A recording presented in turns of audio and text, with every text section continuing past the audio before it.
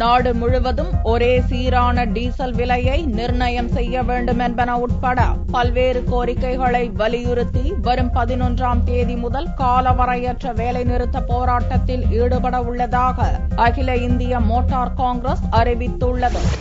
கர்நாடக மாநிலத்தில் மணல் லாரிகள் கடந்த 13 நாட்களாக வேலைநிறுத்த போராட்டத்தில் ஈடுபட்டு வருகின்றன. அவர்களுக்கு ஆதரவாக கர்நாடக மாநில லாரி உரிமையாளர்கள் சம்மேளனம் வரும் 11ஆம் தேதி முதல் காலவரையற்ற வேலைநிறுத்த போராட்டத்தில் ஈடுபட உள்ளது. இந்நிலையில் கர்நாடக லாரி உரிமையாளர் சம்மேளனத்திற்கு ஆதரவாக தமிழக லாரிகளும் போராட்டம் நடத்த இருப்பதாக அகில இந்திய மோட்டார் காங்கிரஸ் தெரிவித்துள்ளது. நாமக்கல்லில் செய்தியாளர்களை சந்தித்த அகில இந்திய மோட்டார் காங்கிரஸ் துணைத் தலைவர் வேலு, நாடு முழுவதும் ஒரே சீரான டீசல் விலையை நிர்ணயம் செய்ய கோருவது உட்பட 9 கோரிக்கைகளை வலியுறுத்தி காலவரையற்ற வேலை நிறுத்தத்தில் ஈடுபட இருப்பதாக தெரிவித்தார். கர்நாடக அரசு உடனடியாக பரிசீலனை செய்து லாரி உரிமையாளர்களின் கோரிக்கையை நிறைவேற்ற கேட்டுக்கொள்கிறோம். அதற்கு all India motor transport Congress ஆதரவு தெரிவிக்கிறது.